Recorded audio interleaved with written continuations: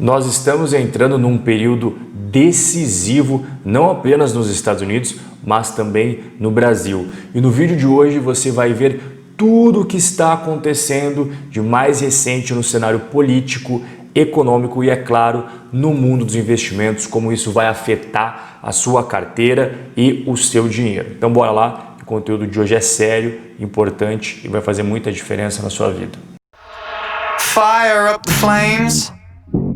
I'll do you damage. Instagram the blaze. Faltam 25 dias para as eleições municipais no Brasil e 13 dias para as eleições presidenciais nos Estados Unidos. No vídeo anterior eu abordei bastante a importância das eleições norte-americanas para a volatilidade do mercado. Se você viu lá, você sabe o que eu estou falando, que no período de eleição a volatilidade das bolsas dobram, ou seja, as altas e quedas bruscas aumentam em sua intensidade. E a gente está entrando ali numa fase decisória também no cenário brasileiro. Inclusive aqui está a pesquisa mais atualizada no cenário de São Paulo. A gente percebe que o Celso Russomano está na liderança, seguido do Bruno Covas. Já no Rio de Janeiro, as pesquisas apontam Eduardo Paes na liderança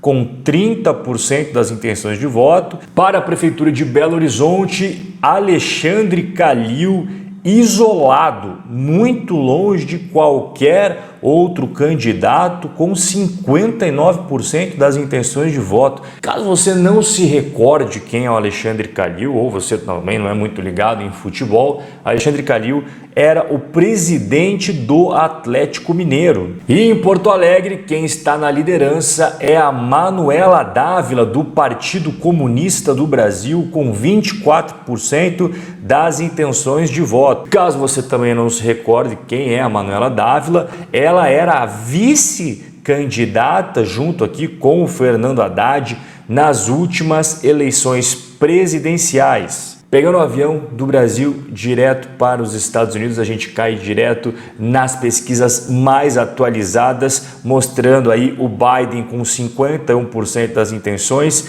e o Donald Trump com 42,5%. Um ponto bem curioso que eu quero mostrar para você aqui são as pesquisas mais recentes que foram divulgadas em alguns estados. É óbvio que nesses estados, por exemplo, de Kentucky, Carolina do Norte, Geórgia, são estados que tradicionalmente não são do Partido Democrata, que é do candidato Joe Biden. Mas de forma geral, quando a gente analisa todas as pesquisas mais recentes, a gente percebe que a diferença entre Biden e Trump acabou sendo bem menor. Rob, mas quem que seria o melhor para a Bolsa? Quem seria melhor para os nossos investimentos, né? Seja no Brasil, seja nos Estados Unidos? O Donald Trump ou o Joe Biden? E eu respondi essa pergunta. Quem me segue no Instagram já sabe a resposta. Tá aqui inclusive o post, caso você queira procurar depois, tá? Está na minha feed. Quem é o melhor para a Bolsa? Você vai encontrar a resposta nesse post. Se você ainda não me segue no Instagram, aqui na descrição desse vídeo tem 3 convites para você. O link para o meu Instagram, o link para o meu Telegram e também para você se cadastrar na lista VIP para receber conteúdos direto na caixa de entrada do seu e-mail. Qual você quiser, fica à vontade, escolha, se cadastra e comece a receber conteúdos exclusivos. E já que a gente está falando dos Estados Unidos, o próprio governo americano falou esses dias atrás que está bem preocupado com a influência que a China está exercendo no Brasil. Por quê? Porque a China já é a maior parceira comercial do Brasil e está com outros planos, como por exemplo internet 5G e tudo mais. Aí a Casa Branca falou, pessoal, abre o olho, não deixa a China chegar tanto assim igual eles estão chegando.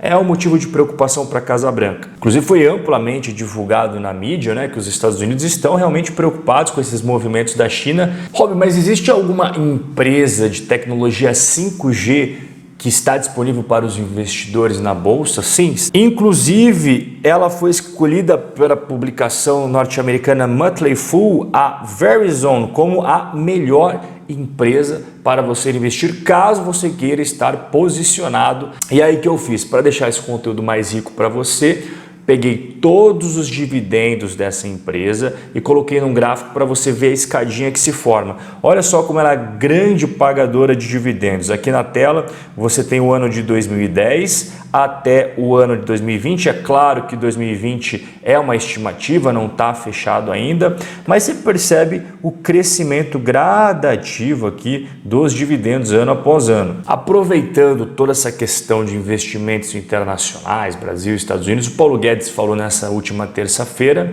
que o Brasil deve entrar na OCDE e ele também falou que essa é a hora do Brasil ir aí ao redor do planeta, né? Fazer seus roadshows, trazer investidores gringos para o Brasil.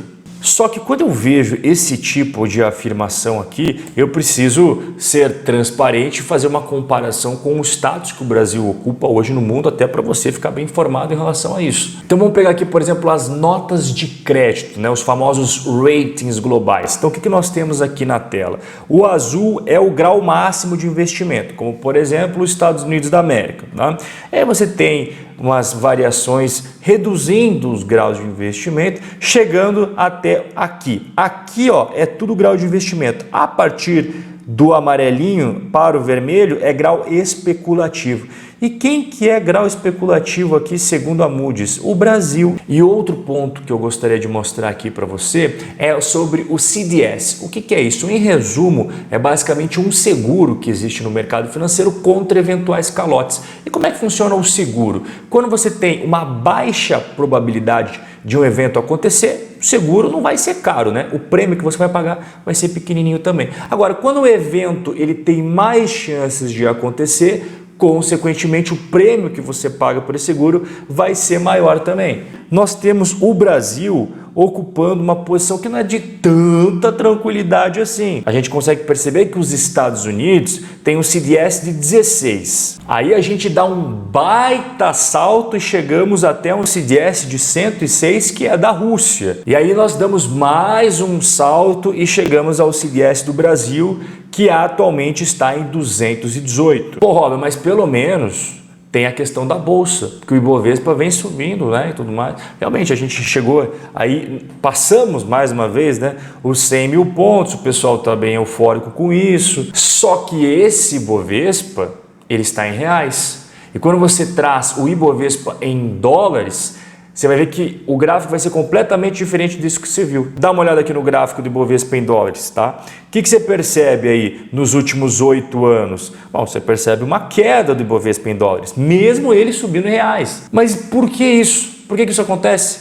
Porque o real, ele vem se depreciando para o dólar já faz um bom tempo. Só que em 2020 ele conseguiu uma proeza muito grande, que é a pior moeda global do ano. E tem mais um risco em relação ao Brasil que eu já venho falando há algum tempo e eu não vejo isso sendo muito falado por aí. É nota de rodapé em várias reportagens, que é a inflação. A inflação é um dragão adormecido para alguns, mas para mim já é visível faz tempo. A inflação passa de 20% no acumulado de 12 meses. A gente está falando aqui do IGPM, tá? Que é, por exemplo, utilizado para correção de aluguéis. Cara, não é 1, 2, 3, 4, é 20% de inflação. Isso daqui tem que estar no seu radar como investidor, é o poder de compra do seu dinheiro. E a gente pode somar mais um temperinho aí, né, no molho brasileiro, mais uma pimenta, que é o que? O desemprego,